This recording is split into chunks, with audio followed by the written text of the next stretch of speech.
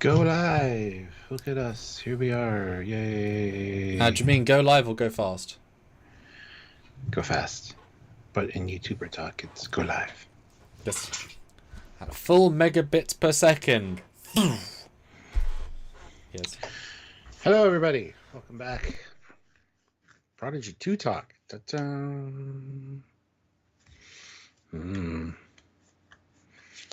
Tab Extra says it was good. He couldn't stop watching it. Nice. He also throws in 50 Krona. Thank you so much, Tab Extra. Season 2 of Prodigy was so good. I could not stop watching the next episode. Finished the whole season in one day. That's dedication. Love it. I mean, I could do it. Yeah. It would just be not boring, but my arse would be less inclined. A lot of sitting down. Yeah, for sure. I'm just doing a poll.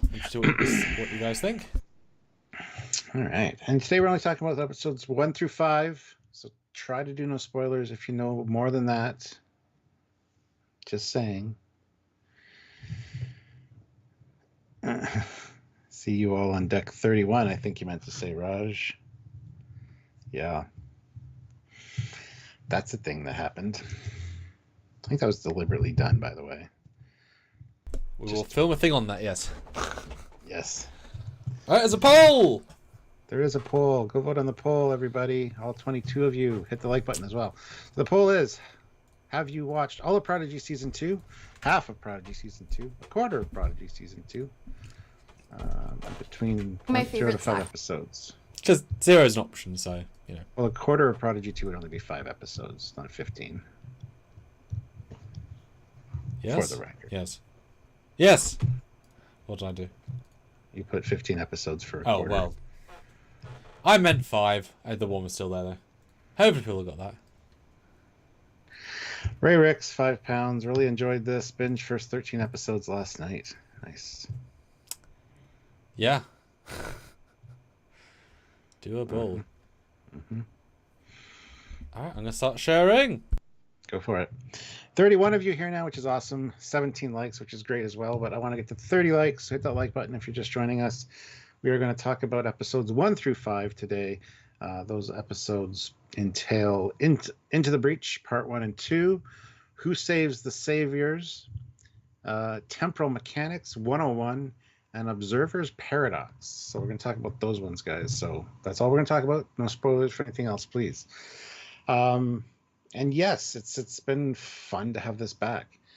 But hit the like button. Be sure to share this content around with anybody you think might enjoy it. Also, check the link down below. There's a join button down there. Click that. See what the options are to join the channel. Or head on over to Patreon/Trekyards to join us on a monthly basis, if you will, and help us out. But hitting like is one of the most important things. Just hit that, please, if you can. And by all means, join us for any of these lives or edited content that we do, because there will be a lot. There will be a lot of breakdown stuff as well, because we love doing that kind of stuff, and we want you guys to be part of it. So, like I said, share it around if you can. Also, don't forget to check out the links down below. There are links to the Teespring and the TeePublic store, so by all means, check those out. There's some cool Trekyards merch there that you guys can pick up for yourself. And again, we'd really appreciate that. It helps us out immensely. So, if you can, please do. Thank you for coming to my TED Talk. So yes, we love Prodigy. We're excited to have it back. And once Sam is done sharing, we will get right into it and kind of give you our first reactions to the first 5 episodes.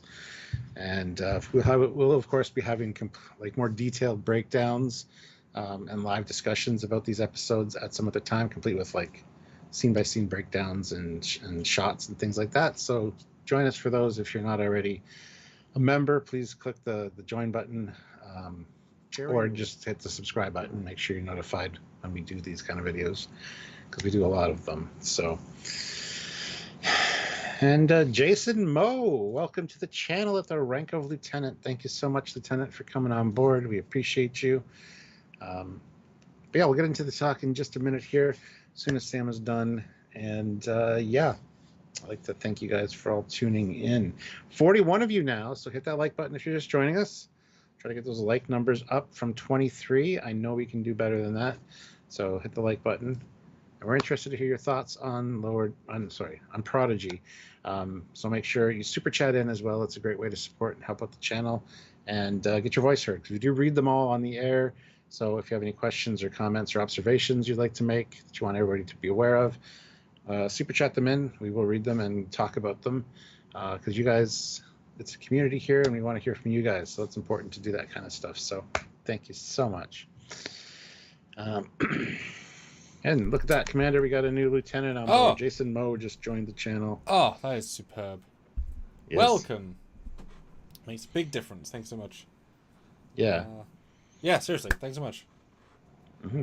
I'm sure we'll have to add the Predator start of the fleet video, which I don't think is in there. And I think it was at one point, wasn't it? I can't. I guess it was a hero, so it might have been an admiral rank. Yeah, I think so. But we're working on having a Voyager A made, so at that point someone can grab the Voyager A and be in the fleet video. But yeah, so just I'm sure you said this already, Stuart, but just so I know it's been said, we're doing the full scene by scene breakdown at the end of the week. That'll be actually methodical Trekyards glory. This is the general conversation about all 5, very free flow, very much whereas that we might get stuck in the weeds at some scene. Here we want you guys to very much have, move our conversation, etc., and have fun with it. Mm-hmm. It'll be more free flow. Yes. Yes. I can put a couple of pictures and slides, but sort of random ones. Yeah. I already did discuss that we will do more detailed breakdowns as well. So I throw some pictures in, Stuart. So, for the wonderful audience, those who have not watched anything yet from either of us, this is brand spanking new for Trekyards fans. What do you think of Season 2 of Prodigy? Hopefully of many seasons. The first 5, anyway. It's well worth the wait, I think. I did miss it. I didn't realize how much I missed it. And it was just nice to dive back into good characters, good storytelling, layered storytelling. Canon respectfulness. There's a lot here to really enjoy. Plus, seeing some of our favorite characters back, like the Doctor and Janeway and Chakotay, was really great. And I'm super stoked to see this. I love the idea and the premise of the episode of the season so far. And the first 5 are kind of like a contained story. First 4 are 5, kind of a little bit, but it's going well, I think. Kind of not where I thought it was going to go, and that's why it's interesting. And they've definitely got my attention, so I'm looking forward to seeing a lot more of it. But yes, anyway, how about you? What did you think of this new season, this much anticipated season of Prodigy? About bloody time. Oh, that too, yeah. As you guys know, I jumped to action and made a film that got great reviews, and then made a episodic storytelling piece. Which is coming out very soon, 13th of July, guys. It's fun, and that's important. It's interesting. The first one was very much, and Tarek says reminding what happened in the first couple, so we can do that in a second. But it's the same yet different. It's hard to express how many different things. It's not what I was expecting, like you said, but also I see where every story plot is going. But it's kind of a gentle lead-in, and I say that, but there's a giant sword fight in an ancient cave structure on Solom, as if that's nothing, and also several time jumps, and this and that, and Chakotay and time mishap, and there's a large buffer of things that go on, yet it all still feels kind of gentle. I'm sure it's partially because of the nature of having watched it back to back, give or take. What's nice about this, what we do, is that we'll actually be able to hopefully feel it a bit more, get into it a bit more. Alright, Stuart, I put some notable visuals and things in the slides. Cool.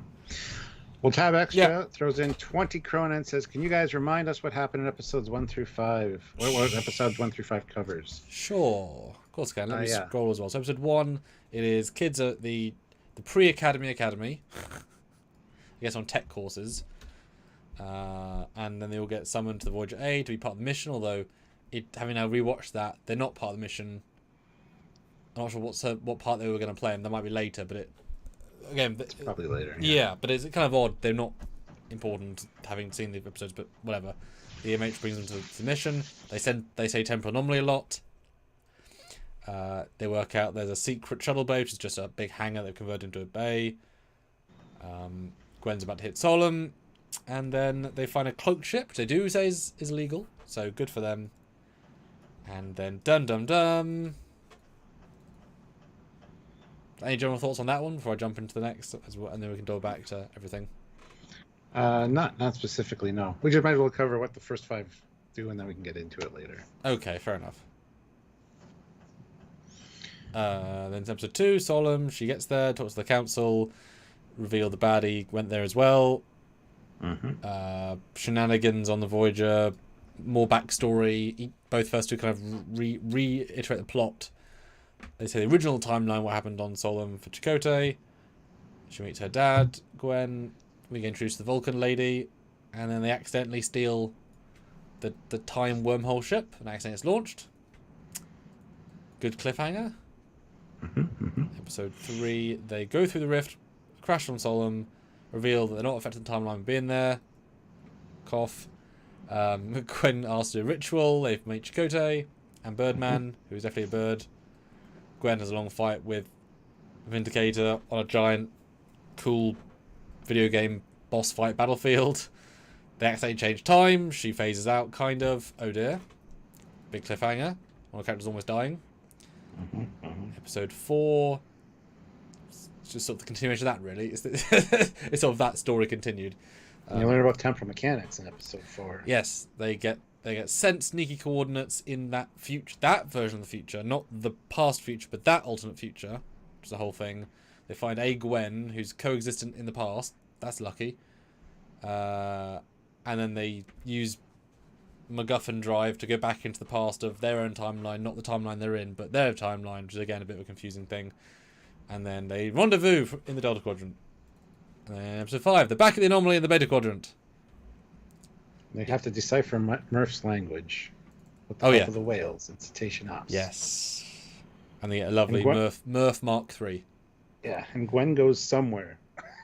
Yeah. She uses the numbers to use her temporal thing and go 5 somewhere. is a weird one. It is. Yeah. Because we focused on 4 this morning. 5, I think, is probably the weakest of the 5 because it loses the pace of the first 4.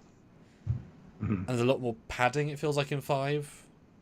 So I said to you this morning that the arc is the 4, and then some other stuff happens in 5. I didn't want to say that this morning, but that's kind of the vibe. And then the ending's strong for sure. But the ending's more a case of what's going to happen next. But we get to meet Gillian, who we assume might be George and Gracie's daughter or granddaughter. You know, don't know if you can name your granddaughter, but you know, lovely. And a lot of space. Course, referring to Gillian, the whale scientist from number 4. Not in uniform, worth noting. And a lot of space to move around in. That is a big ass. That's a big ship. Never have you ever seen a ship tank. Because that is a ship tank. I was glad to finally see it. I mean, we saw it on the Cerritos, but that's just beluga whales. Well, and that was well, it was not a small ship, but a small bay. This is like a flagship bay. Yeah, the humpback whales, and there's no killer whales in there that we see yet. So, but there are dolphins, which I remembered while we watched episode 1. And it's so advanced. The whales are so advanced they still put rocks at the bottom to make it feel like home. I love that. Yeah. Oh, you guys are advanced. It's like we brought monkeys. Oh, you used to have trees to climb on. It's like, but we're advanced staff officers. Yeah, trees. So it's funny that. Or do they sleep on that? How do whales sleep? Do they stop? They go to the bottom, but they don't. No, it just kind of moves slower and still they stay near the surface. Well, it's like we breathe when we sleep, so they can fish that when they sleep. Well, they still have to breathe. They're whales. No, so I mean, they still have to come to the surface. I mean, we can breathe while asleep, so they can still swim while asleep. Is what I'm saying. Yes, it's a passive thing. They have to all time. So, yeah. Sorry, it made sense. Yeah. Yes. So lots to break down. Plus, we get to see a young version of the Diviner. Yep. And a very young version of the Vindicator, who's like 15. Who doesn't say anything, which I'm sad about. I'd love to see that dynamic. But I'm sure she will. I mean, she gave her some sketchy looks at the end yeah, when she got crawled out of the pit. So don't know. I don't even think young version is happy with what the other one's doing. So Well, yeah, it must be hard for them to appreciate the mentality because they're from a horrible post Fallout apocalypse world, and they're just like living their own life, chill. It's like, but I'm I'm this gruff lady boy, lady badass person. yeah. So yeah, there you go. That's the breakdown, the summary of the first 5 episodes. Lots to talk about, and it definitely, like I said, it brought me right back into the feel of season 1. Like, it's been a while since I watched it again, and right away I'm just like, I love the visuals. The visuals in this show is just so pretty to look at. So yeah, it does a good job with so many things. And I love Murph. Ozzy points out that Murph can swim. Yeah, well, the slime worm that he is an aquatic creature, so that was a pretty cool little twist. I gotta say. Yeah, it was fun. It was just fun. Mm-hmm. Just a nice additional cool thing. And Mark Lawrence throws in $5. Thank you, Mark. Mark. Going to start watching tonight. Drove 600 miles yesterday and was a bit of a zombie when I got home. Not a good day to start. Well, I hope you skipped my spoiler 5-parter. Gosh, 600 miles, that's a lot. What you do for the things you love, eh? Madness. Yeah. So I said a lot of stuff there, and also we're going super out of order here. What stands out to you, or what really, like, oh yes, Welcome to when I said special... all that, what was like, oh, I loved that subplot, or this or that? What kind of re-resonates? It's a good question. I did enjoy learning about temporal mechanics, I gotta say, but the one thing that really kind of annoyed me the first 2 episodes was just the stupidity of the kids. And going through the anomaly. I mean, it was not intentional really, but just Dal opening his big mouth and saying something in the corridor and alerting Majel, the Novus god lady, of the situation, which just, it's like, keep your mouth, keep quiet. And I get it, this is a show for kids, quotes, so the kids have to be the heroes, but it just, that annoyed me a little bit. And just to mess with time, which is so delicate. They had to launch the mission after the protostar launched, and it went too early, and there's just it just kind of annoyed me a little bit. But it didn't bother me to the point where it was detrimental to the story. I get what they're trying to do. It just, Janeway wanted them on board the ship for a specific mission or for a reason, and yet didn't tell them anything. Now, yet, like you said, it might come in important later in the season why she wanted them there necessarily. But if you're bringing them on board, I think it's probably a good idea to tell them what you're planning. And I get it. Not even Jellicoe was supposed to know. It was kind of I have a feeling that Janeway and her bridge crew were kind of going behind the backs of the Admiralty a little bit. But still, to avoid all this unnecessariness, just let them know what's going on and tell them to keep quiet. I know they're kids. I know they're not even ensigns really, but still, it just kind of annoys me. Yeah, that's a tricky one, and I said no. We have an editor review as well, the compressed thoughts, but that's the main character syndrome, where the kids are the main characters in a world where we've got admirals, high-ranking legendary admirals have dealt with worse, right? So they have to be at the center, but also be logically left out. And, whatever, as we don't know why they're there, that might come into play, or just because they have to be there for story, right? That honestly might be the reason. But clearly Janeway was going to the anomaly. They were going to send the thing. Jellicoe knows about it because he tells them not to do it at the end. So that plan's approved until it isn't, until it's too risky. And there's probably another part to the plan after that, because in theory it should be easy. In theory, so the plan is meant to be, oh no, we have to go and, we have to go rescue Chakotay, but we have to let the past happen by sending the Prostar back, so everything else can happen. and then we can go in and grab them. Because after that, no offense to that timeline, nothing matters because it's not linked to our timeline.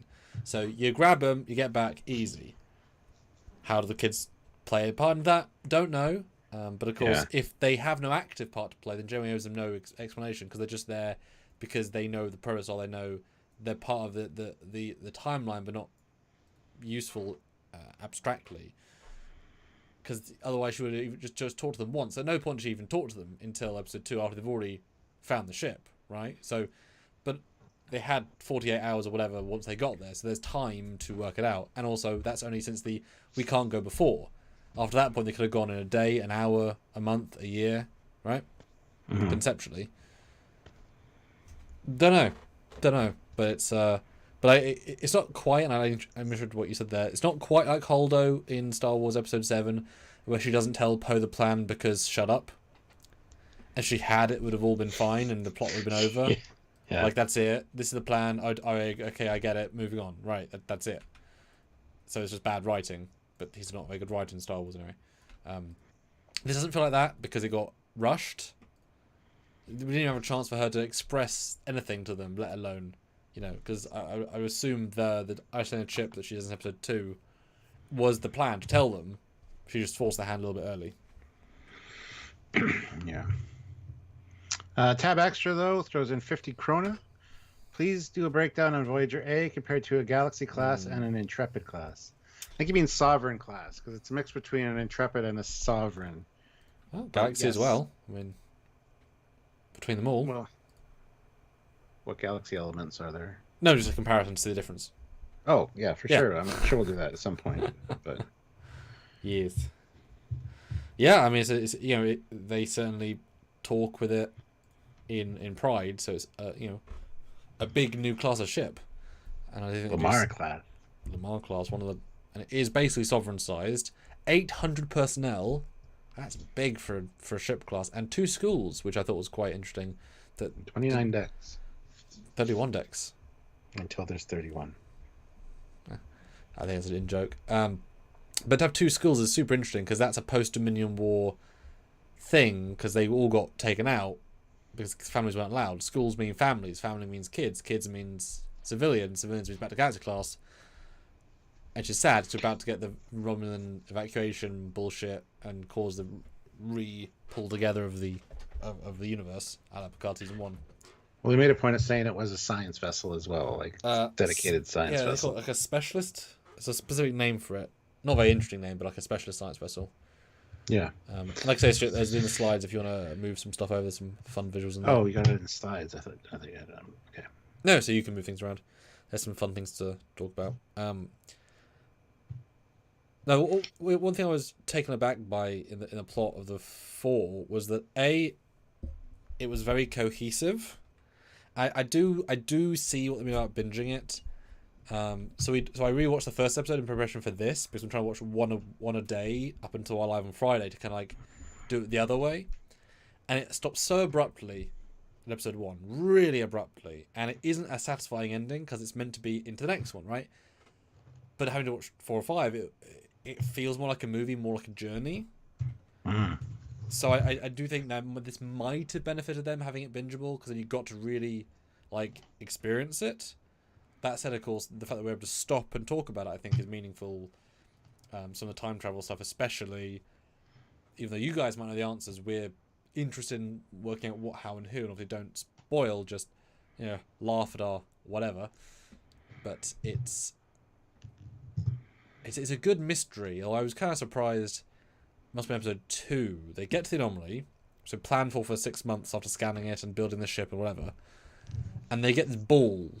This ball says hello.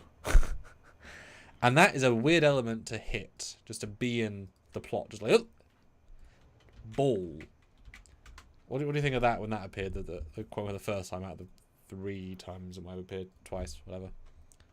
Oh, the random anomaly that showed up. Well, it's a ball of glowing blah, blah, blah. Yeah, I don't know, man. I thought that was odd. I think it must be like Chakotay or something trying to communicate. Yeah, I don't know. I don't know what to tell you. Clearly. I don't know what to say about it. It's just So in the it felt in the first couple before Future Guy appears in episode 4, it feels like somebody's transmitting through the wormhole, and this is part of that, because if you look at the color scheme, it's blue interior, purple outside, so it's clearly of the same art design, which is the same design as the wormhole, and they close the wormhole, but this is, although I like the fact that she says clear up the and like it is cleared up. It's like, oh, yeah, I could understand it perfectly, and she's like, clear that up. It's like, what? well, no, which means there's like it's not a real voice; it's a weird, corrupted voice. So they're saying make it sound normal. Ah, But obviously they're saying that's there deliberately to hide the identity of the person, because they are corrupting the vocals, and that's what they're getting. And also in broken English, we assume it's Chakotay from the void. I mean, having watched all 5, it's like, oh, that's clearly a Chakotay from the future sending a signal. mm-hmm. But I thought, oh, clearly episode 4 was going to lead into a timeline reset, and it didn't. So, oh, clearly does not necessarily apply. But that's what it's telling. That's what's telling me. Chakotay from a future where he's using the proto drive to channel the wormhole. Blah blah blah blah. That's what I thought anyway. Well, the weirdest thing is now that Chakotay left with the protostar, so we don't know where the protostar is. It's not on Tars Lamora. Nope. So there's 2 timelines going on Yes. right now, at least. 3. Oh yes, well, yeah, but yeah. Yeah. I love how they also refer to Worf's Parallels episode. That was great. That was a big deal, yeah. But yeah, because true, they are hedging the bets. Because to mention that in now is obvious, because time travel is also quantum realities, and they never ever address that. You can have 19 timelines. That's absolutely fine, as long as you couch it in a certain way. Mm. And this was explained. You've got to wait for them to go into the past for our ship to go through. Although I wish this graphic had... it's a very, very minor thing. But this graphic showed them actually doing this, but it shouldn't. The protostar should go in, then disappear, and then it should go through. Because the thing isn't... It's 2 different wormhole exit points. Mm-hmm. Wait, no. Well, yeah, because in a different wormhole. What are you about? This is not the same wormhole. They're going through a separate wormhole, which is somewhere else, than the wormhole going back to the past. Because there's currently a wormhole in the future. No, there's a wormhole in the present going to the future, and a wormhole in the future going into the deep past. Yes. Boy, different wormholes. Tab extra. There's another 50 chrome. Thank you. Thank you. Is there any other starship other than Galaxy on the Mars class that has whales and water-breathing crew? Well, the Cerritos does. Yes. Most ships aren't big enough by any means. A lot of the larger ships would have cetacean ops. It's kind of covered in the technical manual for TNG. So. Yeah, but I don't think a Sabre, Norway Steamliner have enough space, let alone need to have them. Intrepid certainly doesn't. Prometheus certainly wouldn't, except maybe some small beluga whales. You know what I really want to see working with Jillian is a Zindi aquatic. Yeah. I think it'd be cool to have something like that. Yeah, that'd be nice. Because that would make a lot of sense, honestly. Well, there's got to be more aquatic species in the Federation that could be part of that. So. Well, if they were going full gimmick with it, they would have the beluga whales in uniforms talking to the humpback whale out of uniform, talking to a Zindi aquatic in uniform. Because clearly that's not in uniform. Which I've had this joke with someone previously, like I would put a uniform on it just for the lols. Because they could totally make a uniform for it. So that's a choice. There's images of like a dolphin with a first contact uniform on online, which is an interesting idea. Totally makes sense. And that was a big thing. And I do think, and again I've skimmed a little bit this season for various reasons. It's amazing they really did foreshadow correctly. What was it in Discovery? They last season they introduced stuff and paid it off for the next episode. Yeah, the dialogue tree. I was like, oh, you like this thing? Next episode, remember that time you said that? It's like, yeah, last week. Yeah. There's so much in the first one, especially, that feels like Jan can walk in seeing the slipstream engine. That's a setup, probably, or it could be whales. It set up like there's so many things that are there right from the start that you will then think, oh yeah, even though they're only in it the absolute like and again rewatching now the first episode a second time, the temporal 101, Temporal, whatever, 101, that feels like a good joke the first time, but now having seen episode 4, it's a giant payoff. And it feels like a payoff now having rewatched it. I just hate how it's like, have you read Temporal Mechanics 101? He says that after watching, like, how many chapters on it. He didn't read anything. He watched it, but that's... Because he can't read, okay? Do you have to really embarrass the man that much? Yes. Yeah, that was although, speaking of reading, I mean, it is a common trope. But he had so many books in his quarters, which were... Sorry, why was his office or his quarters pre-messed up? They wanted him to feel at home when he got there, so they just randomly threw them in there. I just thought that second time, like, he's walked in for the first time, and it's a pigsty. And it feels right. You know what I mean? Yeah. And I didn't get into that. The other thing I like, too, is when he's talking to Gwendala on his pad, and he pulls the pad out, and a little stand pops up. Yeah. That was great. Yeah. So, I appreciate that. And his little model of the Pro Star, which is actually already... Well, the goggle's already there in the earlier part of the episode. But yeah, look how many, like, files and books and nice linear chips. He's not even there yet, and it's a pigsty. I just find that... That's a very good question. Yeah, I never really considered that. But that's the forethought that that we. So it's like we built the set for the big episode, but we didn't think to modify it for the early part, which is fine. It takes time, but they should have made it a clean office, and then it would have been more fun to see it, ruined. Get further into disarray as we move on. Yeah. Yeah, and that's one thing actually I did. It annoyed me is the wrong word because I get it, and that's always a caveat, right? He's so, again, episode 1, having gone back to, he's so anti-study and anti-learning, like the organic way of just reading and learning and it's not for everyone. That's obviously the point, but he's so anti it that it's kind of shocking he's still in the academy. That's what most of the stuff is for a large portion of the early years. He's so anti it. He's like, oh, this is all boring. I'd rather do this. Like, well, that means you're not really right for this. You need all of that stuff. That's a huge skill set that he is super anti in the first episode. Mm-hmm. I was surprised. He was kind of unlikable in that regard in the first one. Like, he's so lucky to have this opportunity, lucky beyond belief, and he's so anti the studying part. And everyone else in theory, everyone else is sent off to these really, intricate assignments, and he's just told to go read in his office. That's a much easier job. That's actually easier, right? Yeah. Yeah, but I never liked school. I never liked reading and studying and doing that shit either. So. Yeah, but you didn't. But it's like saying you chose to go to university and then complained that university had studying. That's on you. You made the choice. Yeah. So I know what you mean, but it's not quite the same. But then also the question: what does a command track do when he says, "I'm destined for the captain's chair"? It's like, yeah, but you don't get the captain's chair at any point until you get the captain's chair, which is like... He's already had a captain's chair, so he's spoiled. Yeah, well, exactly. That's the big thing. So he was interesting. They don't linger on that too much. They get so in the plot. There's a small critique for episode 1, but it's important to the setup. But it's less realistic. Yeah.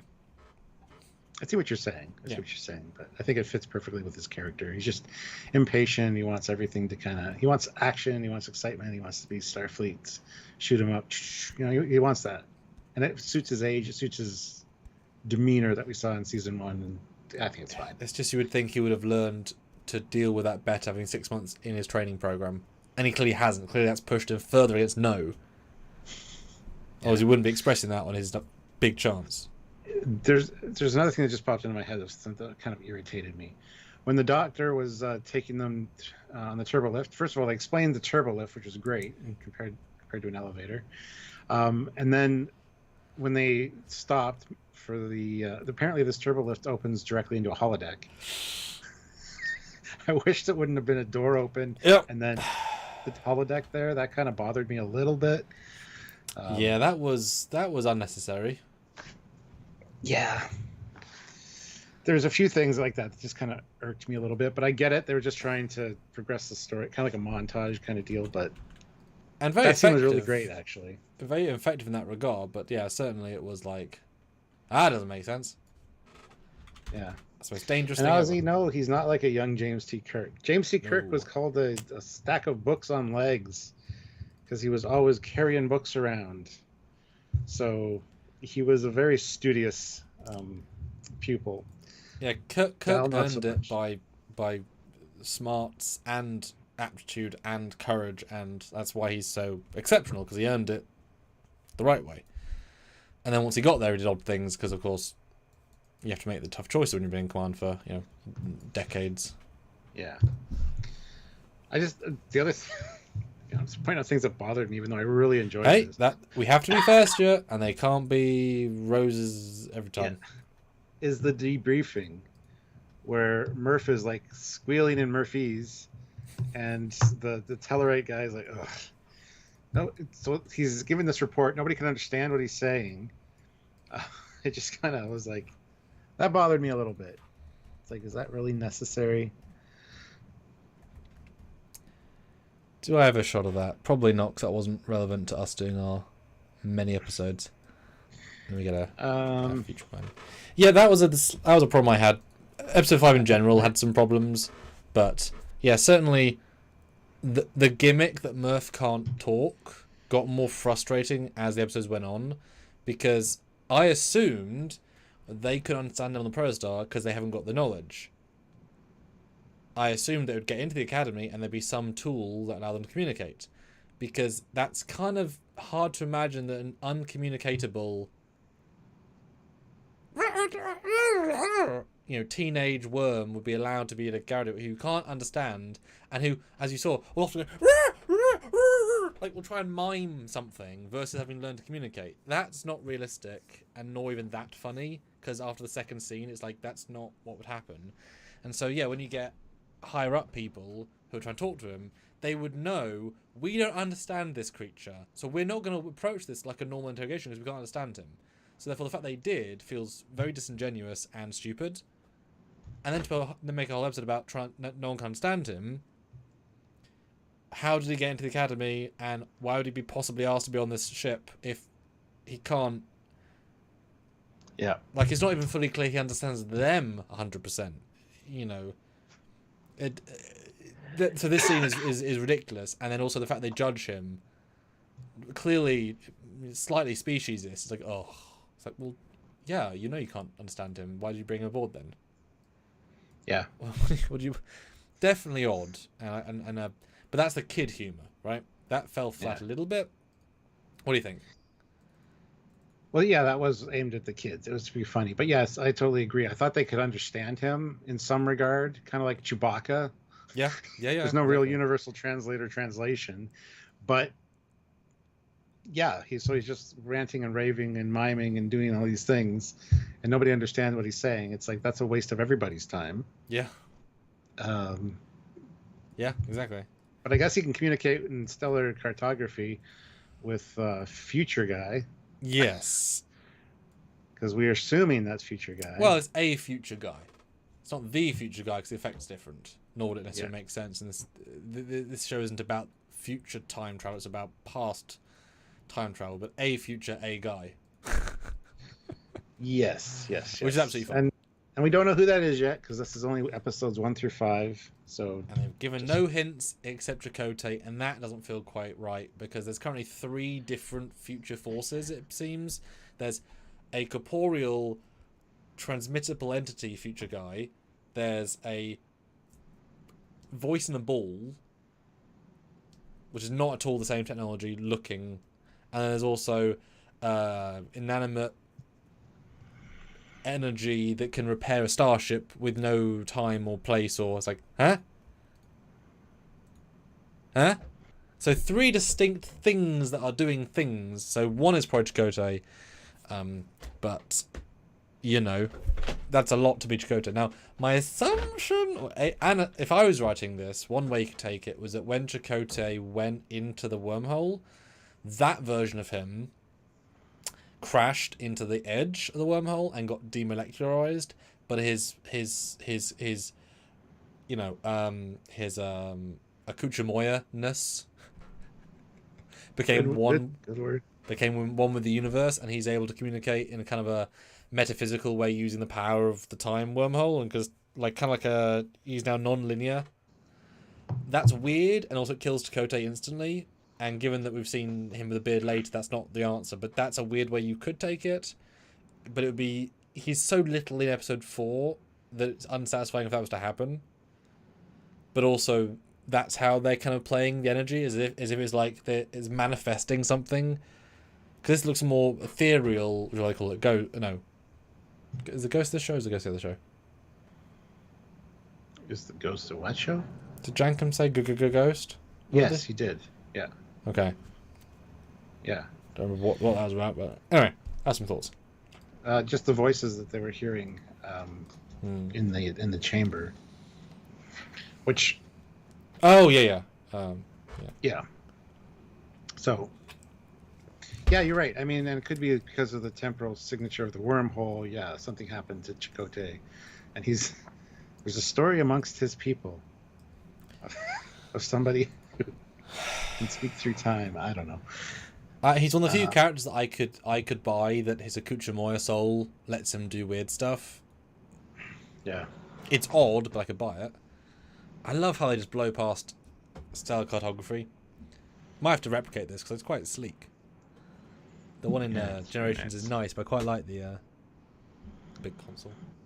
Ray Ricks, £5. They aren't in the academy yet. Ooh. They're cadet hopefuls Yes. that Janeway has placed in the academy. Yes. Mm-hmm. Yes, they're pre-cadets. Which also makes the episode 1 where they walk past Nova Squad and they say they're also cadet hopefuls, but they're also got pips and in Nova Squads. They're already cadets, so it's weird for cadets to be... And 4 pips implies 4th years. High-end cadets to be having a go at non-cadet hopefuls who are also younger than them. I know my dad said that wouldn't be in Starfleet anyway, that level of snobby meanness. It's like, yeah, especially, it's like, oh, look, those 12-year-olds that saved the galaxy, screw them. It's like, okay, well, that's rude. But, classic Red Squad, although Nova Squad. Oh, yeah, for sure. Absolutely. Yeah, your dad's right on that account. I don't think that'd be the case at all. So no, it's different if he was a Tellarite, because that's just how they speak. But It was mean and rude and unnecessary, and also doesn't play into the plot line of these 3 characters, because we like the Vulcan, and they can still be removed because they're like, we're just about to graduate, we're better than you. That's enough. You don't need and you're shitty because you're whatever. Yeah, it's unnecessary. Tab Extra throws in 50 Kronas, so thank you again. Why did they keep talking about getting into Starfleet Academy when they were wearing some kind of Starfleet Academy uniform? Well, it's like as that was just talked about. They basically are in the academy doing like an undergrad kind of thing before they become ensigns. No, they're not cadets yet. They're pre-cadets.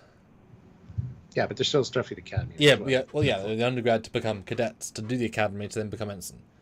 Yeah, it's odd. I think it's just the sense of everyone that's in the premises wears the uniform, because they haven't got pips. That would show they're pre. Yeah. Yeah. I mean, it's fine. Like you want some uniformity. Still don't love those uniforms, and I don't know why they're a weird red that looks like it's been sun worn. Like, look how much better the real uniforms look next to them. Why couldn't they make a cadet version of that? Why couldn't they take that uniform and TNG cadet it? Yeah, because Wesley's was definitely the regular color. Yeah, both the cadet uniforms that we've actually all 3, including Picard, which is a great uniform, are just the normal uniform cadetified. That's an entirely different, unnecessarily complicated one that I do not like particularly. And Dan Rare BC, please watch as fast as possible, guys. Netflix makes renewal decisions within a month. Yes, 28 days actually. So watch it all episodes fully in 28 days. Yeah, guys, watch it. I mean, if this is the quality of the show, we want season 3. I mean, just the writing is good. And certainly, we just watched Discovery. I mean, the difference is night and day. The difference is so different. So yeah, you should really watch. You should really support this. I mean, yeah, this deserves 4, 5, 6, 7, 10 seasons. So much. Easy. Like, I happily rewatched episode 1, having just watched it yesterday. And I would probably be okay to watch it again. I think there was enough. There was enough in. That's guys. There was enough in a 22-minute recap episode than any episode of Discovery season 5.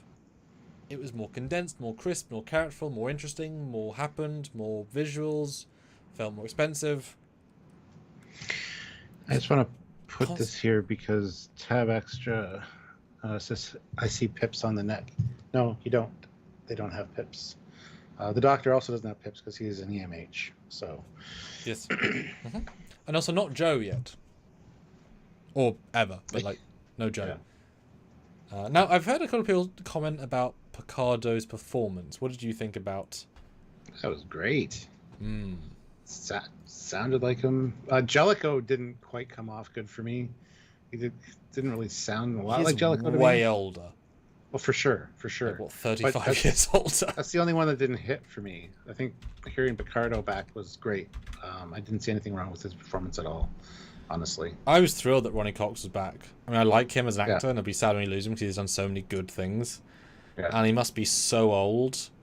No offense, but yeah. So he did so 2024. This episode, he was in TNG in. Oh wow! I keep scrolling.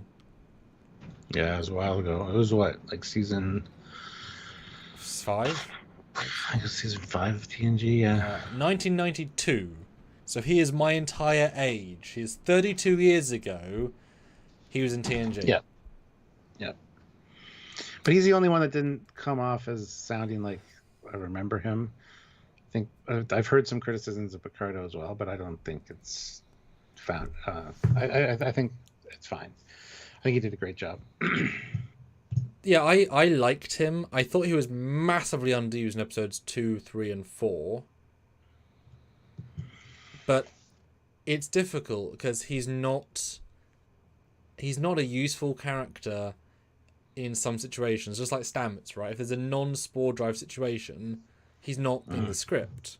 So if there's not medical emergency nurse, now it's great. He's earned enough as just a living, breathing, figuratively character that he can be on the bridge, and it makes sense. He's got the experience to bring perspective, right? That actually works fine. It wouldn't have been Voyager. It works fine here.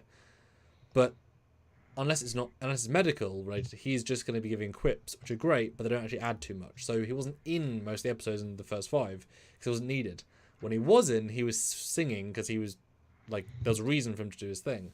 But they're all kind of silly. Like, he hasn't had a purpose yet, except his introduction scene. I thought that was pretty much on point. But he's an emergency mentorship. Yeah. Yeah, exactly. But I do think he's obviously a different character. It's 10 years later. He's only lived on a ship with 120 people in one room, and then a bit of the room, but mostly stayed in one room. Like, he doesn't have a house with a Voyager sickbay recreation so he can feel at home. He's had to move entirely away from his life to another phase of his life and deal with thousands, if not millions, of people. So he's going to grow and be more mellowed and more chill and more himself, like in a broad way. So I liked this version. It felt more like Robert Picardo than the Doctor, in the sense that it was more broad, but I absolutely bought it. The inclination was perfect, but it's just him having fun. It's kind of how now the Doctor is. So I don't have a problem per se, although I can see some he's not the same, but he wouldn't be the same. Of all the people, like Admiral Janeway sounds so goddamn consistent. Janeway's a phenomenal job at recapturing herself, but this is a different character in a good way, right? Yeah. I think Robert Beltran did a great job with Chakotay as well. Yeah, that's what Chakotay. And we'll do sub episodes on all this, guys. At some point, you will see them. You're doing a Chakotay and his impromptu appearance. It was just kind of like, boom, there he is. I thought it was fantastic. Ooh. We wanted to see him in season 1, and we got a little glimpse, but we wanted more. We kept wanting more. We're expecting to see more of him, and we didn't get it. And now it's good because this season's hopefully he's gonna be a big part of it, and I think the character was kind of underused a little bit in Voyager. Not as much as a lot of people kind of complain about, honestly, but I think this will be great to see him kind of have an active role as a captain and really be able to flesh out that character. So Yeah, I felt, this might seem like an odd comment, I felt proud of him in that we saw a lot of, in Picard season 1, 2, and 3, the idea that all the heroes that you once loved had broken futures. Seven, left Starfleet, Fenris Ranger, mercenary for 20 years, got dark, shot a best friend, all that shit. Picard became a depressive grump and never had a good life. All that stuff was sad and unnecessary and bad drama, in my opinion, most of it anyway. This is the opposite. This is Chakotay was a Maquis, forced to fight Cardassians, live in that world, got taken by Starfleet, made amends, made good of that, grew over 7 years, but still had his own thing. And then afterwards, he fell back into Starfleet with pride, and he says that in the episode, one of the ones he's in, like, something really, I can't remember the words exactly, but like, I'm proud to do this for Starfleet to save the galaxy. Like, it really comes across like he is fully back in and owning that captain's chair in Starfleet as he should. And it's all positive, right? Like, he bounced back to so much, like he's been, gone from traitor renegade to celebrity. And he's owning that, I got to live up to that celebrity vibe. So I'm really proud of like the positiveness of that, and I hope we see more of Captain Chakotay doing captainy things, and they're doing things where he gets to do more than just captaining, because that can be quite a dull part, but just like proudly going forward. I was really happy to see. Like now the Doctor, he's positive, right? Those three characters, and somewhat Tuvok, season 3 of Picard, we know he stayed Admiral, he's fine. That's good. That's good job. He's still doing good stuff that many years later. I don't know, what do you think? I agree with you. Yeah. To see the positive upside of Star Trek as opposed to the dark, diminutive, like, bullshit that we've kind of got with other characters. But it's Alex Kurtzman's Trek versus Trek by people who care. So even though Alex Kurtzman's name's in the credit. How much did he do? So yeah, he signed the checks. Oh, he did. So I like Chakotay. Shocked that he left so soon. Again, as I said earlier in me and you's chat, I was expecting, and not in a mean way, this is a kids show in theory, right? And that motto will always follow it because that's what they sold it as. If it's a teen show, young adult show would have been different, but kids show is a certain metric, right? So when they're on the planet episode 4, being part of the time loop, causality loop is always going to happen, great. I thought, okay, that makes sense. That's happened in every show, every movie, franchise, great. Logical, it's not that exciting, but it makes sense. So when it went wrong, I thought, that is awesome. That is a nice twist. Because I felt very comfortable in what was going to happen. I thought they were going to do it, going to leave, and then they were going to get Chakotay, convince him on the ship, instantly bring him into the plot, take him back to the past, and then move on. And that was going to be easy, but in a good way. Like, the plot happens when they grab him. That's Act 1. So to take Act 1 and then shift it 180, I was like, ooh. But then we lost Chakotay again. So he's only in 3 scenes and doing the same thing he did last time, in essence. It's like, what do you think? Yeah. I think there was a lot of interesting choices made for those scenes. Like you had said, letting the kids kind of take over the tricorder and help them escape. I understand, like, my devil's advocate route was they've been there a while, they've tried to escape. And I've seen enough Star Trek that I know that a lot of times you do have to rely on the other people because they might have a different skill set, but they are kids. And then, so that was fine. Him letting them, the kids helped him escape. But then it seemed really out of character for him to just fly off with the protostar right above their heads and not beam them away. I expected them to be beamed up because that's what Starfleet would do. And I get that. Did you think that in the moment, are you saying? Yeah. I'm expecting them to be beamed up. There goes, I get that there's a line of at least they addressed it with a line of dialogue where Dah's like, no, it's fine. Just you do your thing. We'll be fine. And he's like, are you sure? It's like, yeah. But still, it doesn't feel like a Starfleet officer thing to do, you know? So that kind of took me a little bit by surprise. I like his first officer too, by the way, the bird guy.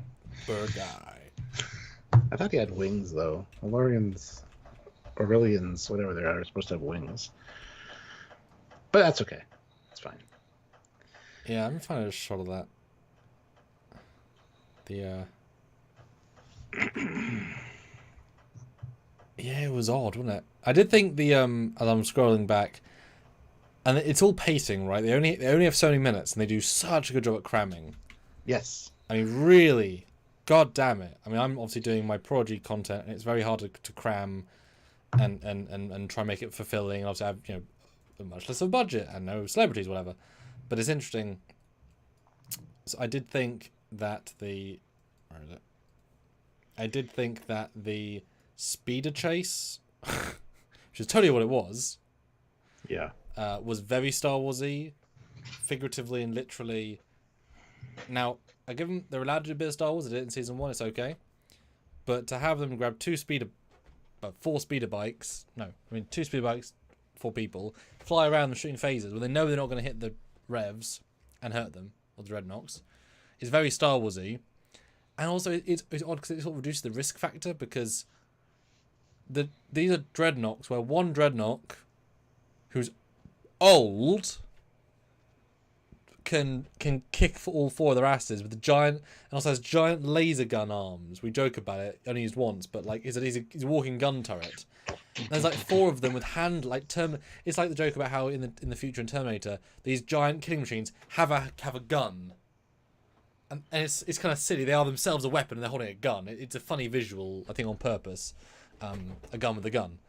So it's odd that they're so powerful. One is so powerful. It's like Alien and Aliens, right? And then yet you've got 3 or 4 of them, and the kids manage to drive up, cause distraction, and then leave, and not be chased, not be attacked. They not call for help, and have the help come in and stop them because they have no tech. They have no ability to do anything special. So they would call the base. The base would send flyers. The flyers would kill them. Done. So that episode as well is a bit structured like, well, that is too easy, and how do they escape and not be hit and not be shot? And so therefore the exaggeration of the speeder bikes followed by the fact they escape without any effort. It feels lazy is the wrong word, but ran out of time and illogical because it forces you to forget about the scenario as soon as they set up the scenario. But yeah, there's like 9 dreadnoughts and 12 crawly things and their spaceships. How do they just drive next to the crash ship, which they knew was there because they found them on it? Why are there people who find look at the crash ship? And they already confiscated their phasers and tricorders, which they grabbed when they grabbed the kids. Yeah, and also I am scrolling. The crash site is also in what lookable range the Protostar. So they didn't even drive very far. So the dreadnoughts absolutely scanned that far. Are you kidding? So that's I won't say ruined the ending, but there's like 6 dreadnoughts. Yeah, that's not a good thing. That's not good. Because we saw the guy going like he can run that fast and shoot them. Yeah, that's a problem. But you're too taken up by the fact that it got to the Protostar. It's like, yeah, but what about the rest of it? Well, Tab Extra throws in another 50 krona. What happens when the Doctor from the Voyager episode Living Witness, the backup Doctor, returns to the Alpha Quadrant? Off topic. Well, as somebody said, who's it here? Oh, Ray Ricks. Yeah, if that Doctor could honestly show up in the Academy show in the future. So we've talked about that Doctor quite a bit, and how once Discovery went to the future, it'd be natural just have Robert Picardo join in, but we get him in this show instead, which is probably better because they don't ruin his character in this one. Yeah, like I'd love to see that character come back. It's a perfect lead-in, but only trustable people I want to write that. So yeah. Now, what did you think about the predestination paradox thing they had here, where it's like these guys are in no position to escape today, so maybe we were meant to be here to help them escape? because I kind of cringed at that. I was like, oh no, you're gonna screw it up. Yeah, that kind of bothered me a little bit. And I'm sure we're going to talk about this in a video because that's a whole topic by itself. Yeah. It's the Would you have any more thoughts about it before I jump in? Because I'm sure I was speaking on that. I thought it was a mistake, but judging by how everything went down, I'm like, okay, maybe it was something that was supposed to happen until the whole disruptor thing. But but if it had just have solved the problem, they always had to be there. Would that have been satisfying if they just left then? Would have been interesting. Would have added a layer of or texture to the story that if it wasn't for them, they never would have escaped, and the protostar wouldn't have got away. I don't know. Yeah, it felt such a overused trope and coincidental. Especially as now they've set that precedent of Chakotay did not know how to escape. So, because they've done this confusing splinter timeline thing where now it was never a predestination paradox because they broke it. So they did escape by themselves the first time, somehow. Then the second time they failed. Well, I guess they did escape a different way, and then changed the future. So how did they escape the first time? Because this is not a predestination paradox. It's actually it's a classic non-destination. It's a classic break the timeline thing. So now we've got to go back, escape. Like we're now got to go back before that, or stop these kids from going back. Now it would be fine if, when they go back eventually, obviously back, I mean forward, because it's in that version of I'm guessing they might get to a point where they send the original team, Janeway and the people, and they go stop Dahl from affecting timeline, and they help Chakotay escape. Because that would make more sense if they make the predestination paradox because they're trained to, allowing them to escape. It's just they broke the loop first, but then you can't do that because it involves 3 different timelines to make a loop, which is sort of illogical. Because if one thing changes in a loop with any other time travel thing, like Picard season 3, if suddenly something happens and you change the timeline again, and Borg go back into the past and things change again, that skews everything. So those are really tricky because they get undone so quickly. It was a little bit daft, but I like that it wasn't Destination Paradox, so it was interesting. I wish they had done it cleverer, being that he was about to escape, and they changed his plan, so they had to remake him escape. Yeah, that would have been better. Much cleverer, and they had to fix the broken, because they've had that in many sci-fis where you just delayed it by, like they say in the video, the domino got moved, but you've only put it back on. Like that's fine, but there was no domino, but there was a domino the first time. So put it this way, 15 more episodes, right? Yes. So they're gonna deal with it. I'm sure they will. But it didn't make all the sense here, but it's not meant to. It's the first 5. Yeah. Now, what do you think of Scottish Nightmare's question? Why did she hide that she was a Vulcan? Because this is a Delta Quadrant. Yes. But they could obviously see that Jankum was a Tellarite. Yes.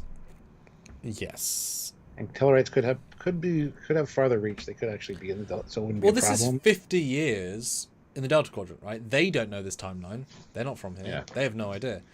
The only thing I'll say, and I did think that, was that in theory they could ask the Vulcan something just to tell the truth.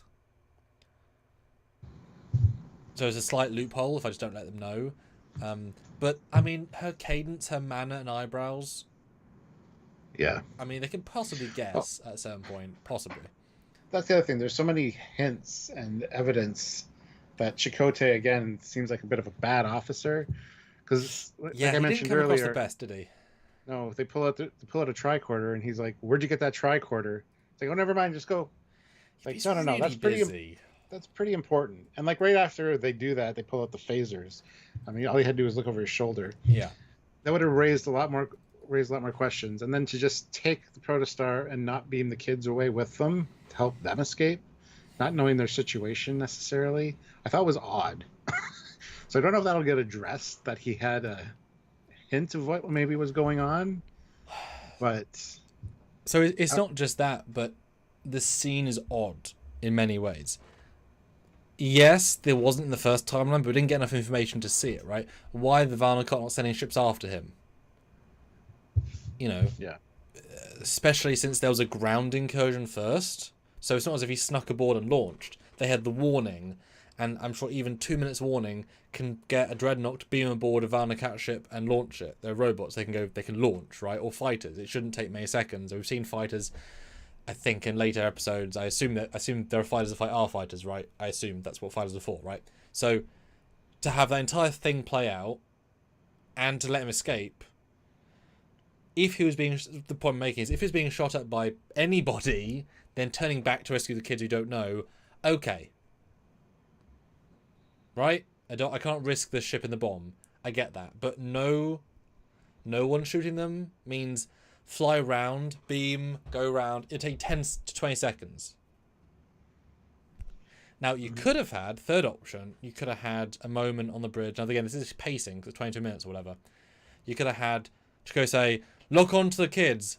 Warning, transporter systems offline. Damn it. Done. That'd be fine, right? But they didn't have that. But that would have been weird for the pacing. I don't know, what do you think? Would that have solved that for you? Yeah, and I don't know if it's explained later in the next 15 episodes. Maybe they did try to do that, and we see that later. I don't know. It's not important enough, though. You saying it makes it important, but I don't know if it was important enough when they wrote it. But I love that you said it, because it feels important when you take it as a macrocosm. Yeah, when I saw the kids standing there and you see the protostar take off, and like I really expected them to get beamed out as the protostar, which would have made the situation probably worse, because now they're with Chakotay on the ship that they're supposed to be on. Back in TNG season 2. Yeah, in Tars Lamora. Because that actually, I agree, that actually would have been a fun twist had they gone back. And I mean, you couldn't go that much further with that because it would then crash. I guess we don't know what technically happened. It landed, didn't crash. No, it did crash. It was automatic because because everything would be different. Because at that point, Chakotay would just pro jump. Well, it wouldn't because of the bomb. They got a line of dialogue from Chakotay saying, "Turn off autopilot, back and initiate manual control." So, well, this is why, obviously, as it's intended to, the idea of where they went is super intriguing because, who the hell knows? But not just that; it's the randomness of the jump that got them to Tars Lamora. That's the randomness, right? That's why they had to send 100 Varnacat ships because they couldn't pilot it. It was just send, and one will do, and 2 were okay, but not that useful. So he could be absolutely anywhere at any time. Where's the rest of his crew? With Janeway. Yeah. Remember, they escaped pod before they went in the original wormhole. Yeah, that's right. So always Birdman. Tab extra, 50 krona. Has there ever been a Trek show with a timeline plot over an entire season? Enterprise does not count. No. Picard season 2. There's been no good timeline plot of an entire season. Oh, yeah. Is there more plot in 5 episodes of this show than there was in all of Picard season 2? Yes. At half the length episodes. So what, 5 20 minutes is 2.5 episodes of Picard? Yeah. Can we get little clap emojis for Prodigy season 2? Because that's very impressive. I'm not surprised, but god damn it. That's funny. Yeah, the first episode was written by the Hagermans.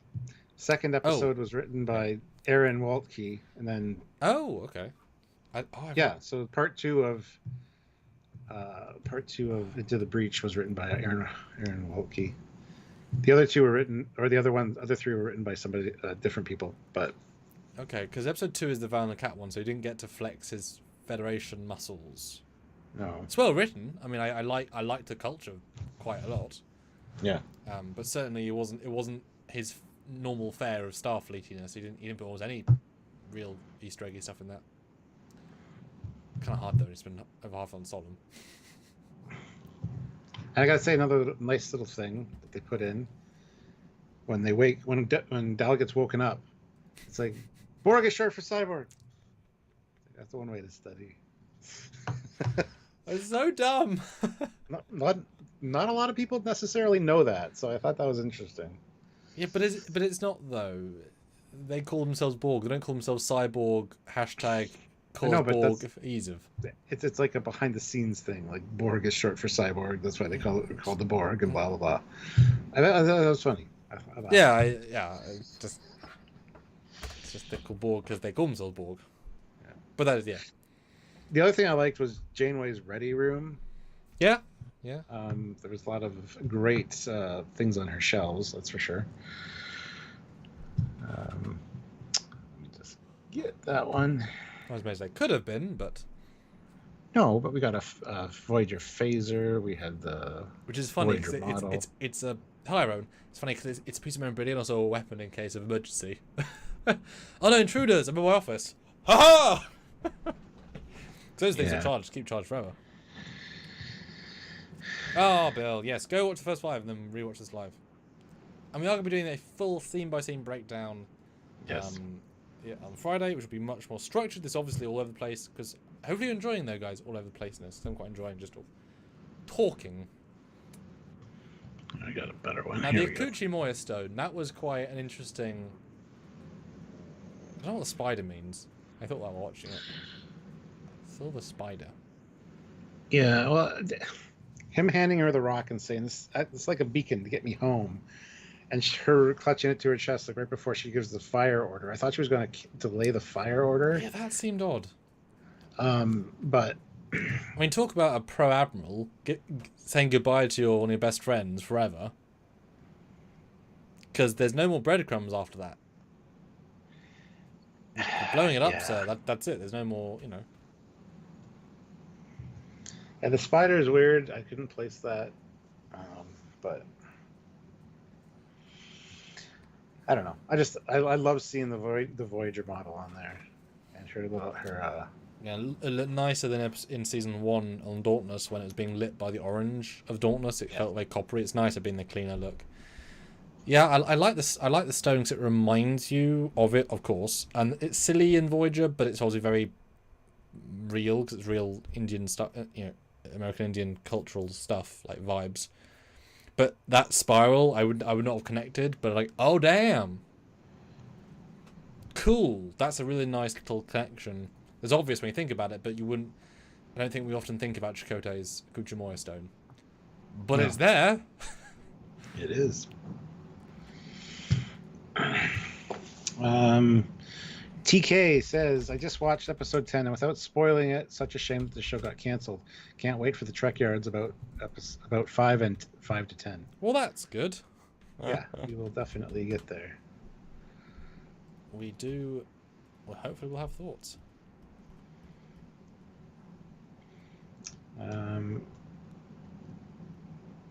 What did you think of the ship, the Infinity ship or whatever?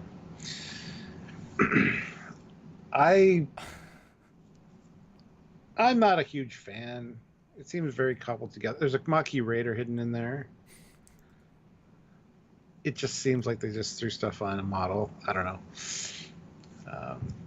We do get a few good shots of it though during the course of these episodes. I love that it's got cloak. Who built it? Why'd they build it? Is it specifically for this mission? I doubt it. But yeah, we'll be having an episode about the ship. Don't worry, guys. That's kind of what we do. So yeah, it's hard to judge because of course it's a hyper specialist civilian experimental. They keep ticking the boxes of unusual, right? Yeah. I mean, it kind of looks like the most generic John Eves sketch ever, in like 2007 level of detail, polygon wise. Yeah. Or just, game fighter ship. Exactly, yeah. I mean, it really can't get much more generic. And the fins, it's like, okay. But I mean, if that's the thing, being brutally honest, if you're going to go into the future and you will not leave time under contamination, then don't use a Starfleet ship. Don't use their energy signatures. Don't do anything that looks Starfleet, so it's unrecognizable. So this makes more sense than a Starfleet ship. Yep. And I hope it's not in more of the season that much. Although, of course, now it's the Nebuchadnezzar, so it looks kind of cooler, actually. I mean, it does. Those scenes were so Matrix. My God. Subtlety, thy name is not Prodigy. No. Oh, I should re-edit that with a Matrix score. You should. Diesel Robot, we agree with you. Diesel Robot says, I don't like when shows drop all episodes at once because it messes up the online discussion for the show. 100% agree with you. Yes, although, you know, we are doing our best to make a bit of that true content. We are working with the hand we've been dealt. Yes, we're not just burning through it and then talking about all 20. And General Greer says it might be Spider as in Chaotica. The Spider people. Oh, interesting. Which is I mean, that makes more sense than, yeah. I like that. That is very logical. Mm-hmm. Yep. Well, I mean, what would you say about the ship then? Also, we'll look at it later, but... like I said, I'm not really a huge fan of it. It's very boxy, blocky, and I really didn't think it tied into anything else until I saw the over-the-shoulder shot, basically, of it flying away from you, where you can tell there's a Maquis Raider there. They just took a Maquis Raider and built shit on top of it. It's got the same details, you know. But yeah, you know, we'll talk about it in a future episode. So yeah. But I did like seeing the diviner, a young diviner, mm-hmm. and I don't know if that's supposed to be Dreadnought because that's like the librarian. There's many different versions. So. But seeing those two, and actually liking the diviner as a young man, he's not like evil yet. And that just how easily he believes her. Like, yes, she shows off her relic to him, but no, indeed, it's I obviously having done Dreadnought stuff. It was really fun to be able to see a clean grey, a silver one. That was fun. Got to appreciate that, and yeah, it makes me think if I intend to use Dreadnought again in some way, I can aha, I can make him clean white and have a good guy. It's a good look. It is a good look. It's actually a really good look. I think slightly different arms, perhaps, and it's kind of amusing that we think of him as this giant murderous gun robot, but he's also just the robot. So, like, of course, it's librarian. They just made 5,000 death robots, and then every role is suited. Although I love the scene because his job is to tell you information. He says, do your thing with it. That's my job, is tell you how to do the thing. But the thing is just, do your job, Dreadnought. Don't stand there and say do a different thing. It's like the worst middleman ever. But yeah. But I hope we see more of him. I mean, obviously these are two characters that were the villains of season 1, and it's odd to see them both now as positive people. But of course, we've left that universe behind, which is kind of surprising, actually. Season 1, I assumed this would be a bigger motif. Wait, was he in the... No, he's still there in the present. Yeah. Yeah, anyway. Confusing. Grievous returns. Yes. Yes.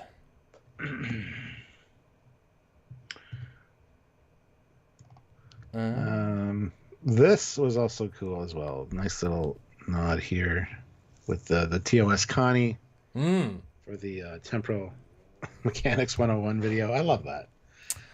Nice. Yep. Little... It's as if it's what we would all do. Because it is. Yep. I mean, as we talked about, and you wonderfully said in our most recent live, they contextually started the time travel thing for Starfleet. Mm-hmm. So it actually makes a lot of sense. They would be the boldly goers of time travel. So that was actually really appropriate, and it's beautiful. Looks wonderful. I assume that's the animated series Enterprise design, because it kind of has that sort of proportion look, that slight art design. Is that the? That'd be a fun Easter egg to have the animated series Enterprise be the Enterprise. It kind of has that art design. Yeah, it definitely does. Definitely does. Yeah. That's animated than animated. There's also the Bird of Prey, and that had a slight point about. So the lady who looks great in the uniform with her earrings. So now we can have earrings for Nim. Shut up, all. You can have earrings because she has earrings. Yeah, so there's a lot of earrings. Actually, many of them are. Well, I hate the fact that in several offices the blue braiding goes blue right at the line. It's a different blue. They are so inconsistent with their uniforms. It's crazy. Having studied them, I know, and there's even more. Anyway. Yeah, Bird of Prey. I love the fact they showed it, but is this meant to be classified? Why the hell is it in 101? Well, I think it's probably declassified at this point because it's in the Fleet Museum. So yeah, but you could lie about any reason to put it there, and that's in the future. That's not there yet, potentially.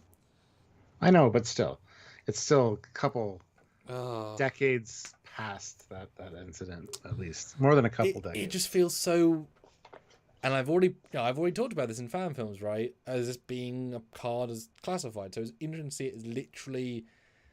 This is not, of course, school. This is this is a specialist university called Starfleet. So Starfleet has trusted you to know this. That's a little bit different, of course. But 101. There it is, declassified. Great visual though. Mm-hmm. Well, I wonder if that's the real Bird of Prey. If that's the Prodigy Bird of Prey, they just made polygony. I have no idea. I have no idea. That's not worth a video, believe me. But well, I do like that new Bird of Prey. I have a question too. Do you think this? Hold on, let me picture. Hey guys, keep submitting your thoughts, comments, and questions. We've got about another half an hour. I mean, great time, but I'd love to get a bit more interaction from you guys. It's what us to make more Prodigy. Do you think this walk by character is supposed to be Bonnie? What's her name? The voice of the Protostar? I don't think so. The faces are quite red different. hair. I was like, is that because it was a quick little walk by? And Yeah. I'm like, I think they'd give her lines if it was meant to be her. Well, then she'd sound like the Protostar. You can't. Well, she was already in season 1 as the lady who. I know. There you go. I like those uniforms. I wish they were in it more. And look how sun-worn Rock's red is. It's so distracting. It's like an old wine color, like a wine that's been dried out as well. I don't understand it. I need some sort of some chat to the art director. Like, why? Because, man, because. The famous because. Because, yeah, as you said, when it's compared to the actual red, it's a little bit. It looks so. Sorry, like Power Rangers.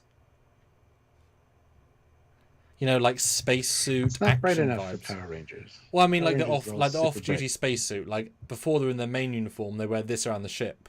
It's like fancy and liney for no reason, versus the crisp, clean lines of a uniform. Like it's so radically worse. But I like the other ones, so that's just me. I'll not be making this uniform. Although I commend them, although I know it's probably reduced budget. They have lots of Orions in the first 4 episodes. Constant Orion extras for the bridge crew. Great. I love that because it doesn't sound like a lot to have Orions, but they were not in Starfleet for the longest time at all. Because they're all pirates. So have any in Starfleet is a meaningful cultural shift, like Ferengi. Having many of them is an even bigger cultural shift. Just saying, and I included one in a fan film in my TNG piece because I really wanted to include one, just again for the same reason. So it's a small note, but worth noting. Terrence says, does the Protostar have standard phasers and photon torpedoes, or does it have something else instead? I believe it's standard. Yeah. Voyager A has quantum torpedoes. Mentioned by name. Yep. Which is very rare, actually. We assumed because the launcher's there. Yep. And also it is. And also the old wings for the old captain's yacht. Mm-hmm. Probably not called Calypso. Yeah, quantums. Which is exciting because we haven't seen a quantum-capable ship since Defiant, which I believe did fire quantums in the battle at whatever it was called. I believe it fired quantums at Protostar once. Can't remember. I believe so. But yeah. This has been it's been a great 5 episodes, honestly. I'm really stoked to watch more. But we are kind of biding our time a little because we want to savor it a little bit. So I'm glad you guys are kind of playing along and helping us out with that. Not spoiling, we do appreciate. Yeah. That was the gentle risk here, so we appreciate being one of us. No, it's a genuinely, impressive start. It both follows the last episodes well. I do like a lot the fact that they gone the Starfleet route. That was a big thing they said in season 1, is that, hey, we're leading in. 2 will be Starfleet themed, which is very true. My only quibble about that is that I wish I liked the ship better. Because if the sets look nicer in what I would consider a nice set design, then I would like all the scenes better. But it's slightly more like Discovery to me in that I don't love the interiors, so therefore the scenes on it don't excite me in a way that just anything on Dauntless was, because I just liked the bridge. It was a really nice bridge, for me anyway. Or even the Pro Star, I've got to really like that bridge. So I'm not loving the bridge, and therefore it being Starfleet, it feels removed enough from Starfleet to not feel like Starfleet, because it's such a different art design. It is, yeah. I wasn't super stoked about the bridge, honestly. Which I sort of did tell you vaguely the other day, like, I don't want to say Yep. too much. It's minimalist, to say the least, and boxy, and bulky, And dark. and dark, Gray. and unsleek, and not big enough, and not well associated, and no carpets, you motherfuckers. No carpets. I could love to kind of redesign it, but it's not the most design to necessarily redesign, if that makes sense. Yep, it Yeah. does make sense. But also, it doesn't. But in fairness, it's not just the Intrepid Bridge again, which can always be the not easy mistake, but we'll just do this again. So it is different, but Yeah.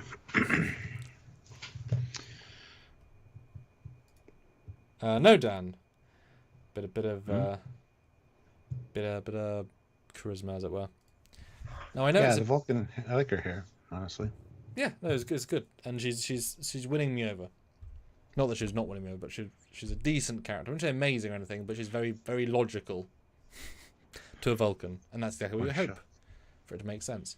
I will just credit them briefly. Not that it's anything to do with me, but of course this is a temporal anomaly, and it's very similar to my temporal anomaly from Temporal Anomaly, and especially in the first episode when you see the anomaly in the shuttle. It's so close to the wormhole effect I used in my 2019 fan film. The only difference really is that it's giving a plume of light, which I could totally replicate, and the clouds. So, it's cool. Yeah, I heard Temporal Anomaly a few times, and I was like, ooh, Sam's going to be excited. Because no one ever says it. It's actually a really infrequent phrase, actually. Yeah. It's always temporal field or wormhole or subspace anomaly, or it's never temporal anomaly because it's very vague. Or a chronoton. Or, Yeah. Yeah, it's always something. Yeah. Yeah. But guys, we're in the final half an hour. We'd love to get another 4 or 5 super chat thoughts. Let's read the poll. Oh, that's fun. 4 more votes. 4 more votes on the poll. Because that is a really fun little... And yeah.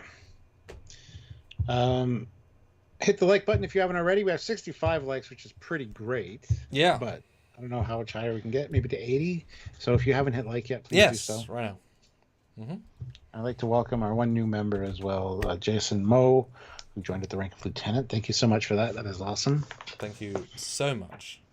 Mm-hmm. It means a lot to us because we cannot do this without you. Yeah. So, yes. And Diesel Robot says, did I hear right? In one of the first episodes, the Voyager has 800 crew. Yes, you did. You did indeed. And we'll definitely be doing another follow-up video on the Voyager A. Once we get more views and stuff, we will definitely talk about it. Yeah, there's a lot of good shots later on, or at least clear shots, especially in the very last bit. Those that have watched it know. They kind of repeat the same shots for a good middle set of episodes, and then there's some really bold shots. I do some research, so I sort of know where the good ones are. Interesting. Yeah. I always love shots where it happens to all of us, where the sun is in a certain place and you can't hide the lighting. So when a ship angles in a certain way, it just gets lit, and you can't cheat it. So there's a shot where it goes, oh, it's all bright. It's almost a flat lighting. It looks kind of bad, but in a good way. Like, oh, it's the ship. Kind of amusing. Yeah, so we'll do that live on Friday, which will be a scene by scene. And there are lots of small scenes where we're going to probably, honestly, have more critiques. Because this is about what stands out to us. A lot of positives here. I think it's a very positive show. I mean, I'm enjoying it far more than Discovery Season 4. Dare I ask, 5. Dare I ask you the big question? Are you enjoying it more than Season 4 of Lower Decks currently? Yes. Yeah, me too. Now, when we do our live review and breakdown, we're not doing 5 episodes, are we? Yes. That'll be a long goddamn live. No, the way we break stuff down. We won't dwell on the carrot stuff as much. I don't know. Might have to do like the first. Might have to do like the first 2 episodes on Thursday or something. I don't know. Well, if you guys aren't there for that, there's no point in doing it that way. But I don't know. We'll have to see. Jason Moe says, "Thank you guys. Very happy to join the channel today to show my support." Well, thank you. We appreciate that so much. And you'll see your name in the fleet video very soon, so keep your eye out for that. See what ship you're serving on. Yeah, and you people like you find Champ support our videos that are detailed breakdowns. That is such a niche thing in the grand scheme, but you that love them. So do them for you guys. That helps out. Yes. Yeah. Yep, Richard. We think they did too. But we think they did it on purpose. Yeah. I do anyway. So I wouldn't often give them credit for making an active joke, but I think they kind of did. Yeah, it says 29 decks. Somebody says 31 on the turbo lift. But in First Contact, they say don't go to deck 29 when there's only 26 decks on the Enterprise E. So I think it's a deliberately put in there for fans like us to pick up on. We'll have to check with the writers at some point. Well, it's funny because you do notice, and I give them credit as well, the jokes work better in a binge. Yeah. Because you remember the setups more when they're back to back. So I heard without any question if I remember the decks numbers.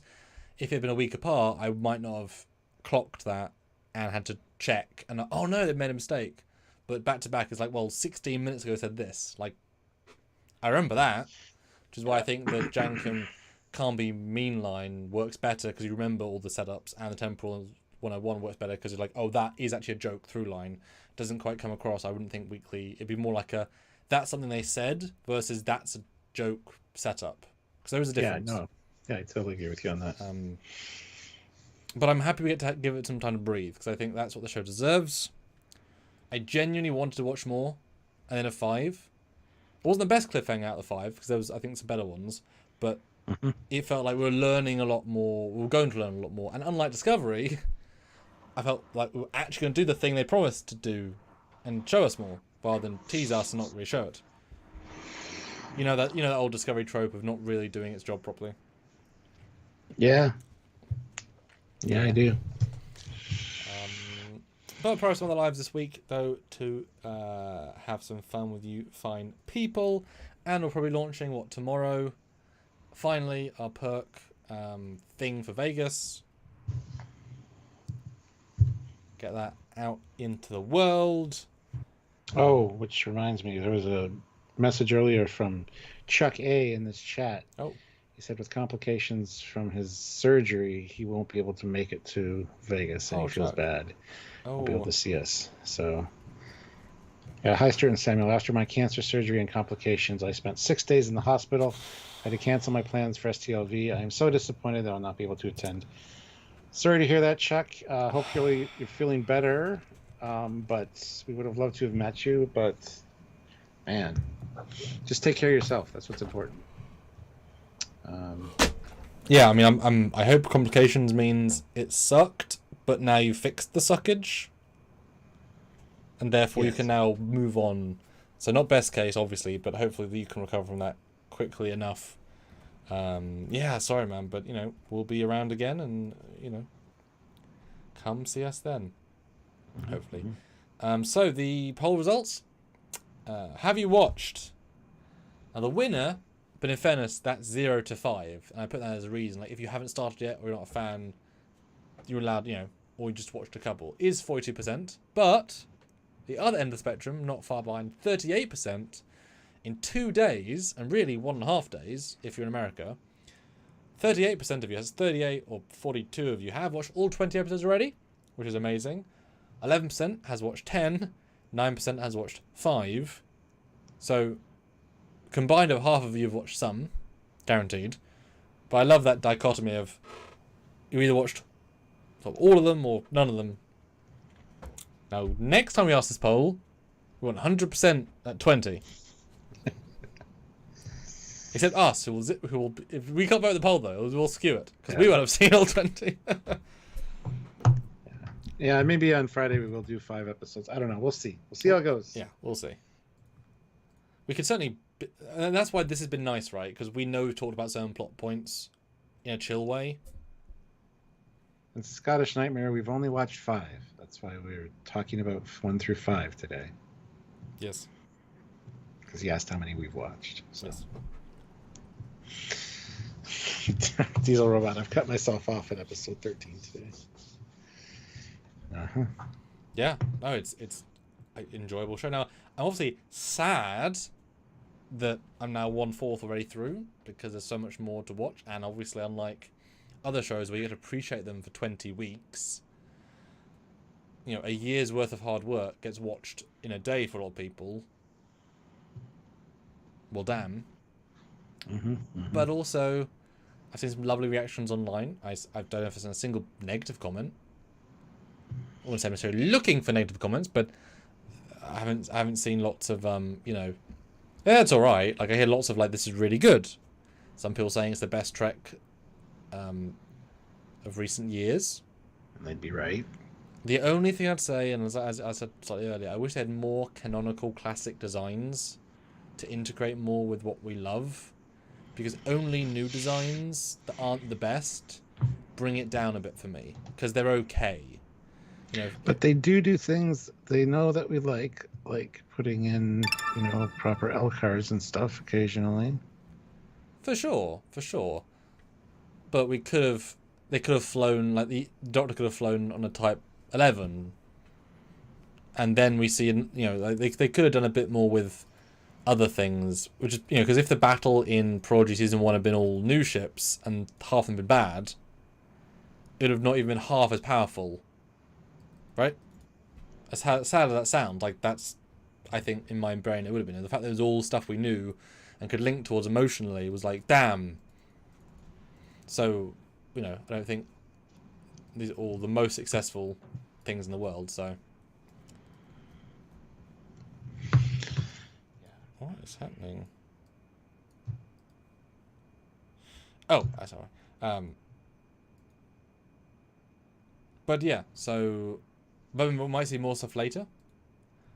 But I'm also, a giant fan of, as you saw from my Prodigy content, loads of canon ships. I obviously am fully loving that. And guys, do, because we're now running down the clock, and I'm sure Stuart will get a screener next week. Let me put in the chat.